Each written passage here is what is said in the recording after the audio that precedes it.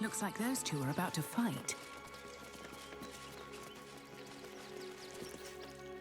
Nobody messes with the Stone Lord, Ratling. Nine Fingers sends her love, arsehole. Your Stone Lord's a dead man walking. You, help me kill these asses. The guild will sprinkle you with gold.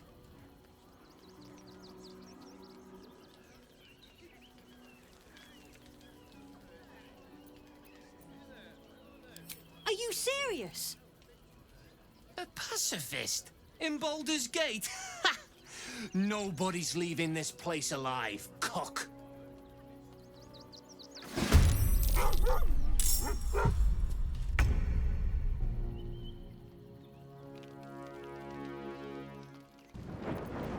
I got this.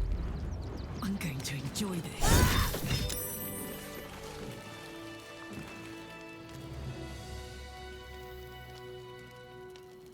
Something good here, I hope. Fucking shapeshifter. She'll try to break our best asset, our trust. Fortunately, she's no match for our second best asset, me.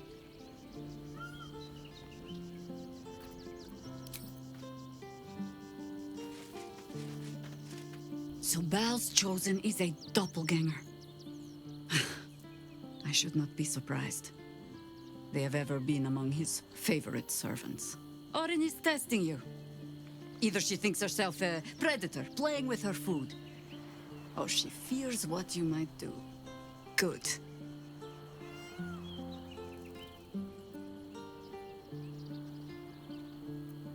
Ah. This all begins to ring a little too familiar for my liking. The last time I fought doppelgangers, the Baalspawn Sarevok was using them to subvert the city government, aid his rise to power. But Orin, he's more predator than politician, I think. She simply wants to make us feel hunted, isolated. Tell the Lordling that Orin is watching. Seems that Gortash and Orin have had a little falling out. We should leverage that.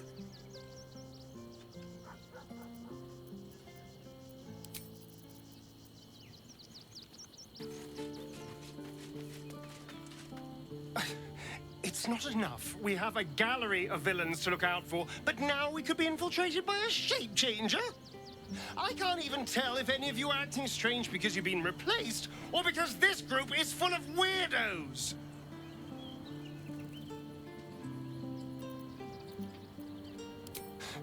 I won't lie. The thought hardly fills me with glee.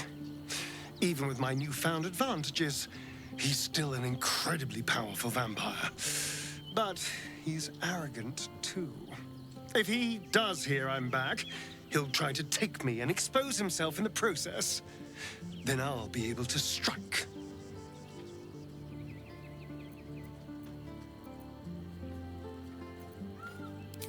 It's something of a gamble, true, but if I can win, if I can beat him, it would be worth any risk. So yes, I do worry about facing him. But if we can get his attention, finding the ritual's location will be much easier, and that could give me the edge I need.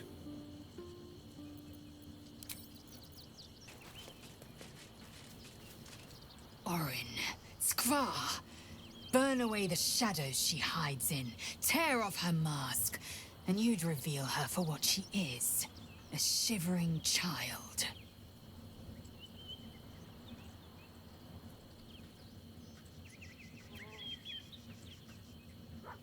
What about him?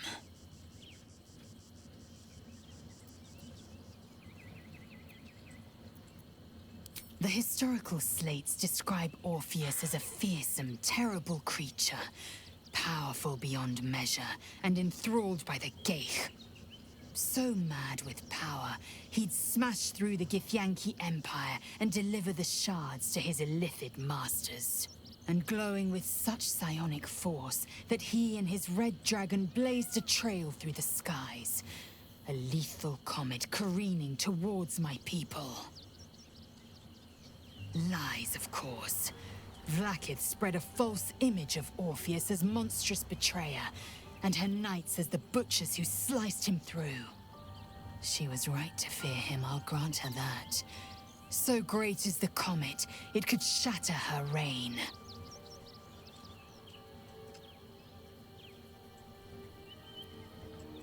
The Emperor may be loathsome, but it's right. Orpheus can disrupt a gay hive mind. A talent like that makes the Prince a powerful shield and a powerful weapon. Why destroy a weapon like that, when you can contain it in a relic and keep it for yourself?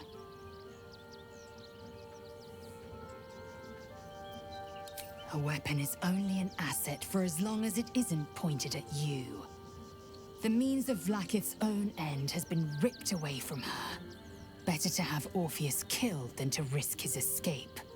Better to risk the rise of Illithids than let the Prince of the Comet deny her the godhood she craves.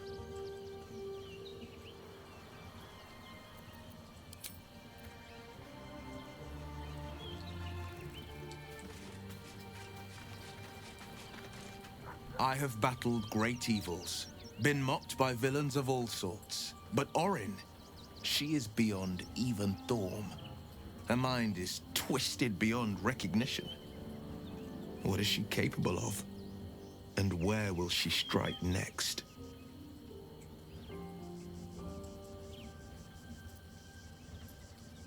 Baldur's Gate is where I first raised a glass in toast at the tender age of 14, and got so tipsy from wine, I puked in Dillard Portier's bushes.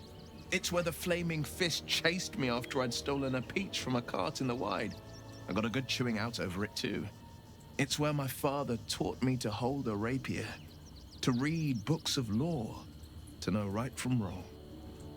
It's been 7 years since I left. It's no paradise, but it's home, and it's worth saving. And you? The city's yours too, after all. How's it feel to be back?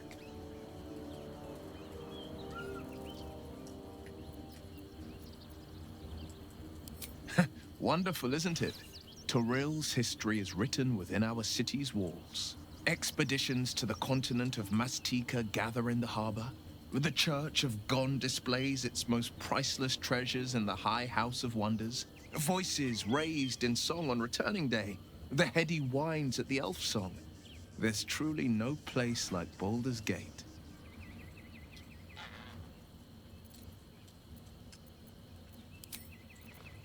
Be honest. What do you think of the new look?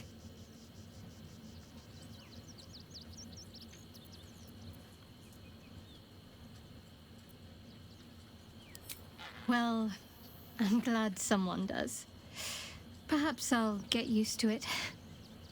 I have a lot to get used to right now.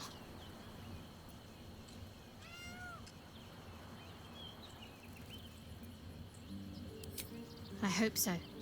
So long as I'm willing to stroll right into the Mother Superior's trap, they have no reason to not tell me where to go.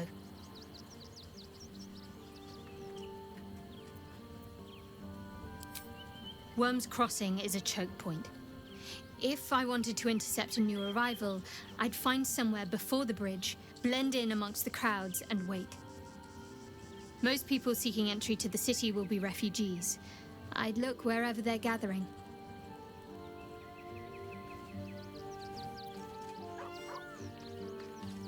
Come to bask in the glow of the Moon Maiden's sword? Be most welcome.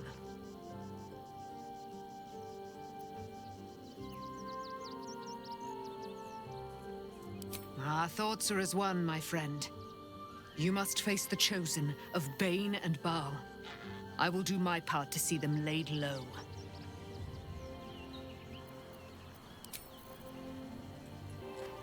Keeping very well, I hope?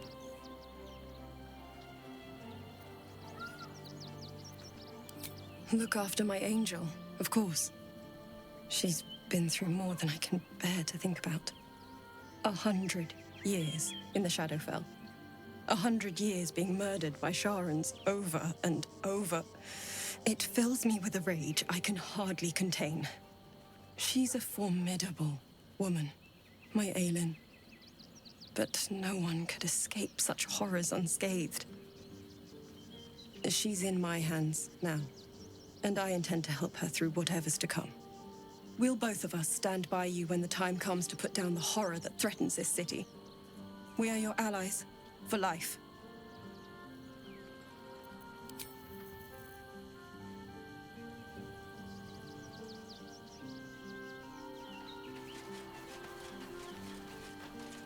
That foul shapeshifter Orin is like a scavenger beast, probing us for weaknesses.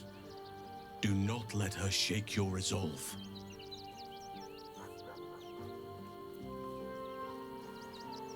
I have.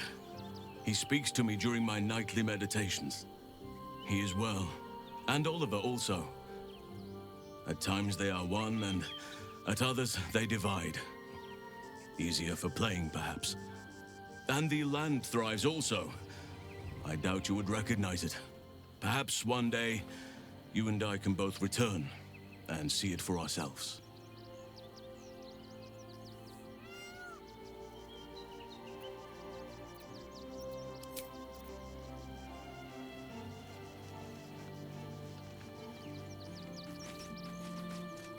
Orin toys with us where she could destroy us. Whatever her motivations, I hope she reveals them quickly.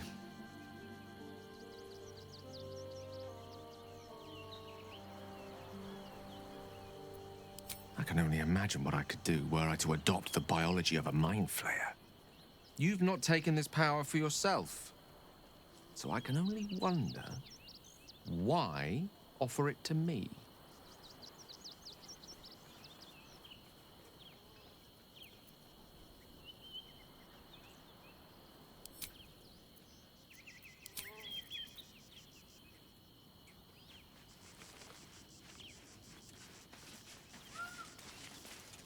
Hope you're keeping well, friend.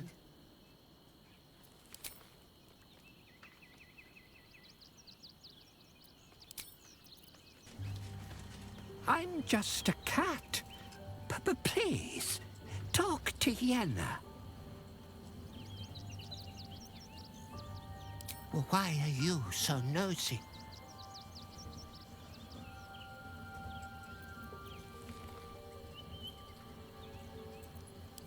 Yenna is my best friend. She's kind. Help her, not me. Nothing good, I don't think. She was so very sick. Maybe she made like a cat and went off to spend her last life.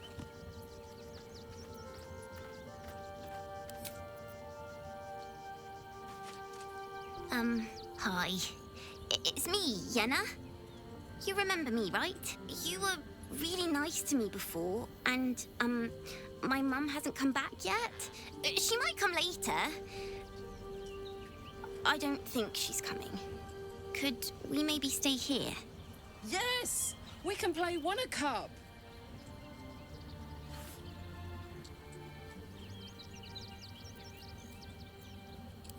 Yes! You've got a fire and everything. I can cook really good. Whatever you want. Thank you, thank you.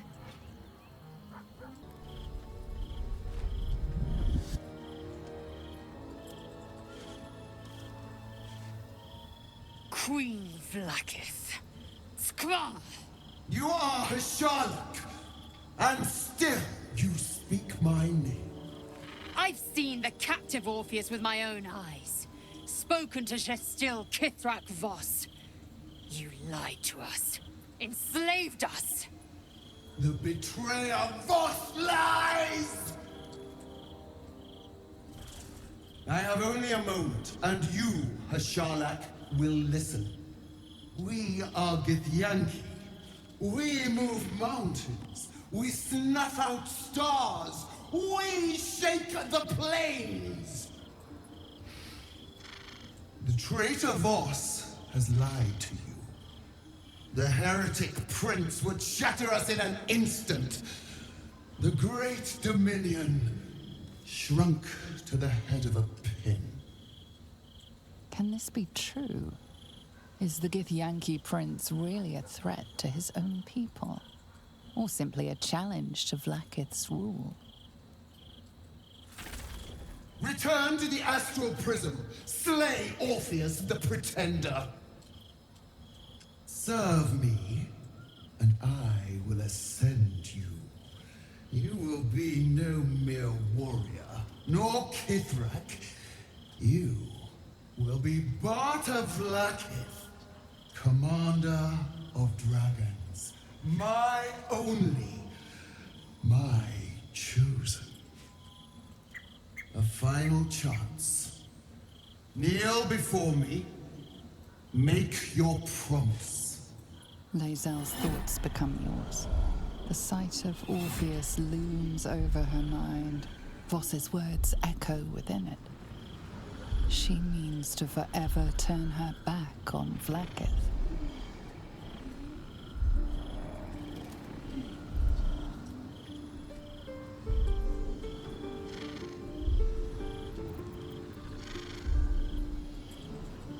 I gave you my faith, and you called me traitor.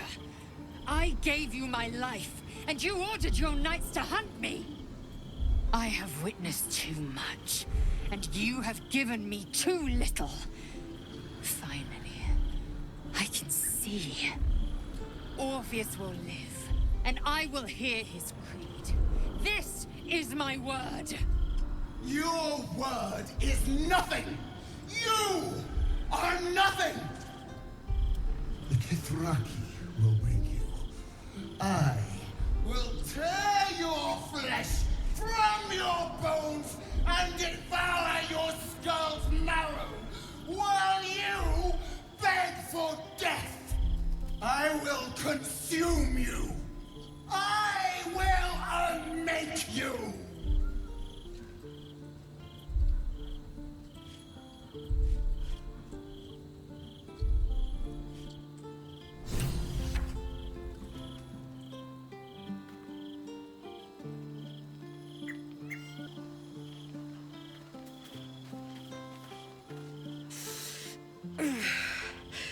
Soldier, my engine. It hurts. I think this might be it. Soon. Things burning hotter than I knew it could. But look, we've just about made it to the city. That'll do me. Let's go protect it. Whatever happens after that is between me and the so-called gods.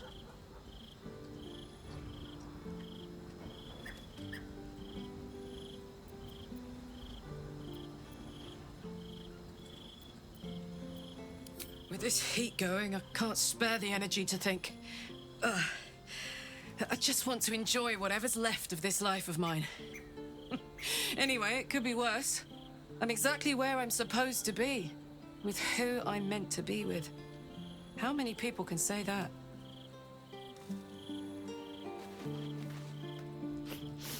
We just played host to an undying queen. Oh, and that's without our fine silverware. Lae'zel has courage turning her back on a lifetime's belief. As for us, best we stay out of interplanar politics, I think. Orpheus is on his own. But should great Vlaakith come to settle a score with Lae'zel, well, I might be convinced to kill her. Undying or not, she was very loud. You think me lonely? In truth, I prefer travel in a small pack such as this. Unburdened by numbers, we're free to act rather than react. A little like the old days. With allies, every bit as peculiar. Give or take a few tadpoles.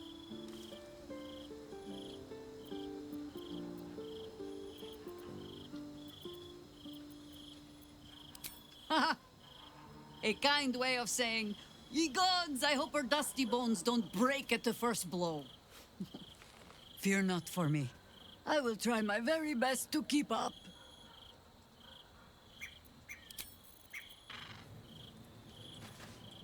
It is done. There is no going back. As long as the Undying Queen reigns, I am never to soar unbound over the astral sea, never to cross the one in the void. As it should be. Better a short life built on truth than immortality woven of lies. Better to unite the Githyanki under a prince who would free their minds and honor their bodies. So why do I feel so bitter?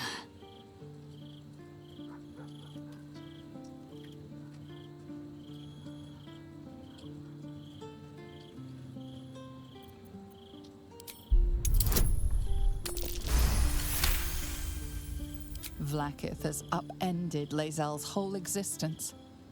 Everything she knew to be true, every plan and aspiration she ever held has been painfully ripped away. Lae'zel's bitterness is born of sadness. She is mourning the loss of the person she once was, and can never be again.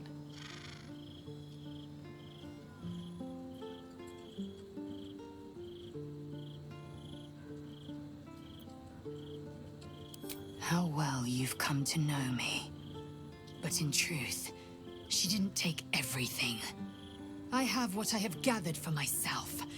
I'm moored to a new regent, a new land, and new allies. Vlaakith cannot unmake she who no longer exists. And so, from the old battle cries is birthed another. Shma Salar Orpheus, Ma Stilna Forgin in Yeri. Orpheus's will above all. May the comet blaze my path forward.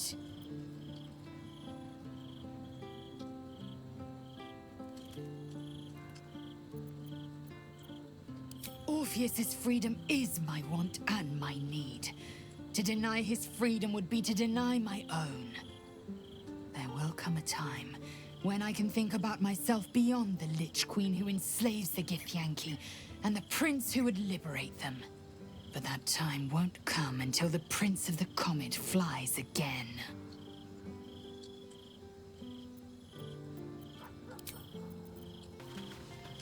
Vlaakith's a fearsome one. The sort it's hard to say no to. But Lae'zel said it anyway, to her immense credit. She's choosing truth. She's choosing freedom. For her, for Orpheus, for the Githyanki people. I wish I knew a good Githyanki cheer to celebrate the occasion, but the only gift phrases I've picked up are the sweary sort.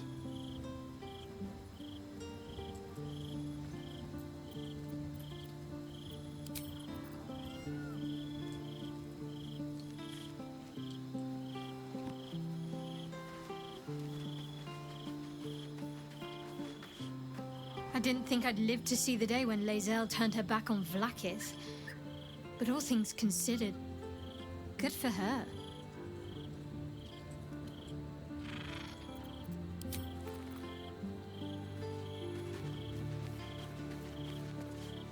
Glad to see I'm not the only one on the wrong side of an omnipotent authority figure. Lae'zel did well to break free of Vlaakith's manipulations, though I doubt Vlaakith will let such insubordination go unpunished.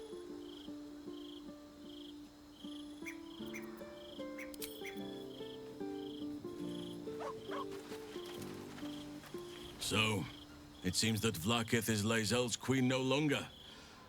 That took no small amount of backbone.